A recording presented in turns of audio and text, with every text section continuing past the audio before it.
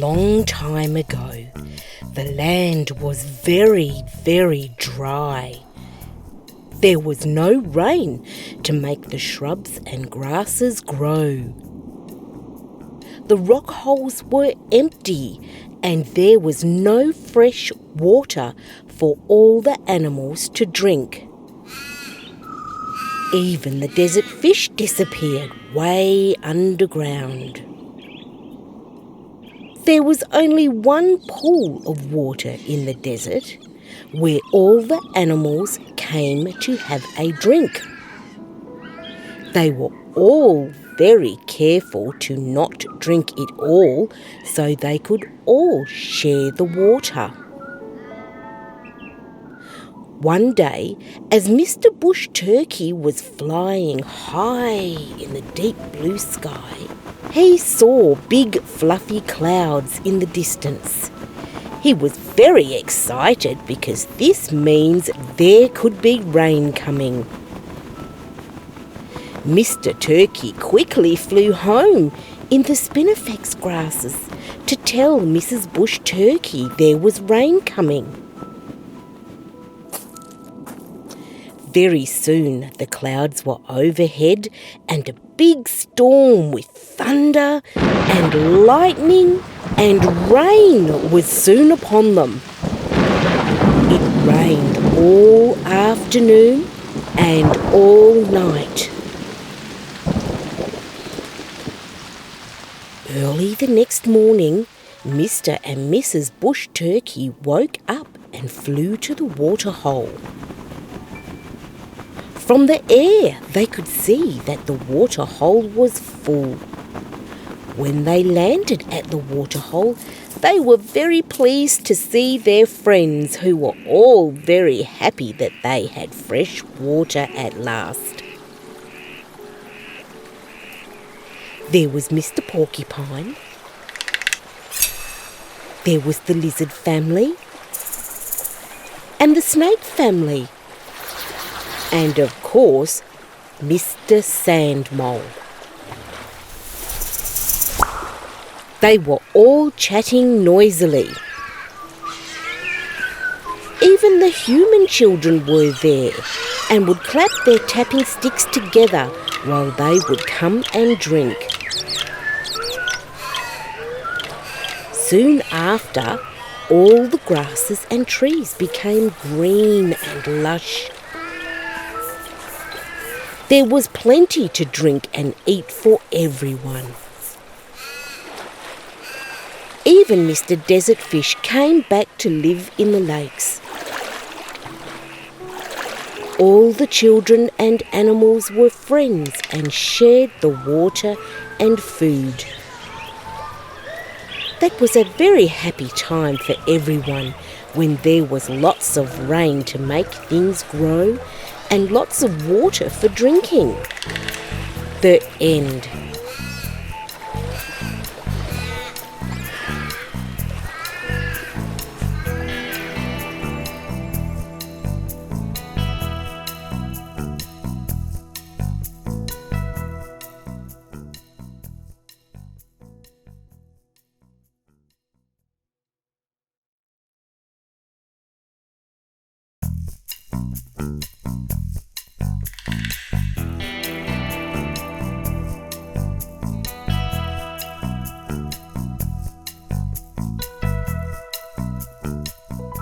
Mr. Sand Mole was busy digging his burrow all day long. He was very thirsty and he was very hungry. He turned around in his burrow and he climbed back up to the surface. He eventually saw daylight. He then waddled over to the waterhole and started to have a drink. Along came Mr. Porcupine. "Hello," said Mr. Porcupine. "Hello," said Mr. Sand Mole. Porcupine started to drink. He looked up and saw Mr. and Mrs. Bush Turkey flying high in the sky. Mr. Bush Turkey looked down and saw the lovely cool water, and they both flew down to join the others to drink. Over the hill, look, here comes Mr. Emu. He was feeling hungry and thirsty. He came to join them at the waterhole. And then came Mr. and Mrs. Lizard from under their rock. They were looking for dinner. They were all friends. Now Mr. Sandmole was always greedy for food. He said to Mr. Emu, "What's that over there?" Mr. Emu said, "That's a paddy melon, but you can't eat them. They are..." And before he could finish his sentence, Mr. Sandmole ran over to the paddy melon and gobbled it up.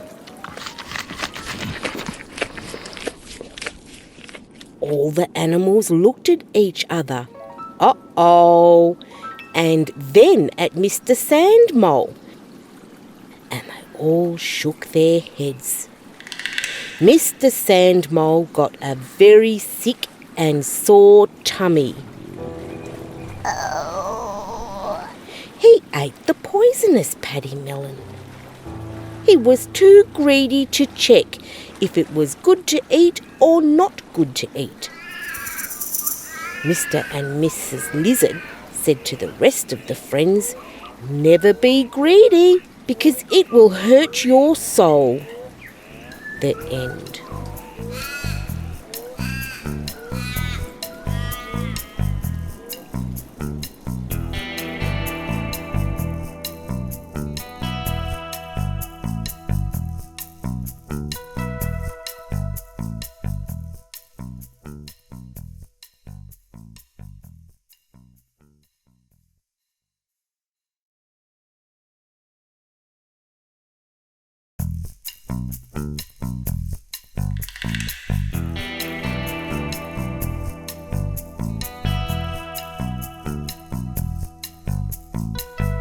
Everyone in the desert knew how greedy Mr. Sandmole was, and often ate the wrong foods which upset his tummy. One day at the waterhole, Mr. Bush Turkey was having a nice, cool drink of water when Mr. Sandmole dug his way out of his burrow and plodded over to Mr. Bush Turkey. "Hey, Bush Turkey," said Sandmole.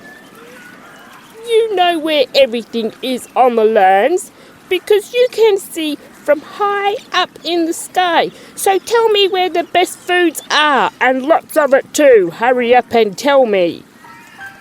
Mr. Sandmole was being very bossy for food, and this made him quite grumpy. Mr. Bush Turkey didn't want to talk to Sandmole because of his rudeness, so he flew away.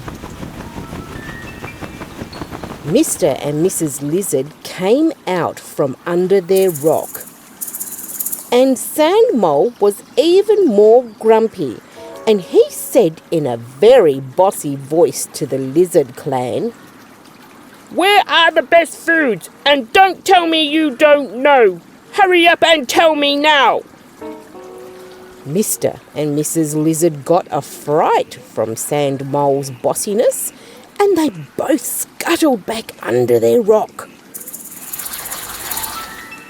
They were peeping out at Sandmole, who was sitting by the waterhole, looking for someone else to boss. Along came Mr. Porcupine. Sandmole was extra bossy to Porcupine. He said, "Tell me right now, where is the best food in this desert so I can gobble it all up? Tell me or I will gobble you up," he said to Mr. Porcupine. Mr. Porcupine looked at Sandmole in astonishment and said, "If you are so greedy that you want to gobble me up, be warned, My prickly quills will poke your eyes out from the inside, and your eyes will never return. You will never see food again, and you will have to sniff your food out forever and ever if you eat me, and your eyes will never ever be greedy for food again." Of course, Mr. Sand Mole did not listen to Mr. Porcupine and gobbled him down in one gulp. True to Mr. Porcupine's word, his quills poked Sand Mole's eyes out. To this day, all the rest of the sand moles are born without eyes. They only have a nose to smell and a mouth to drink water. And that is how Mr. Sand Mole lost his eyes. The end.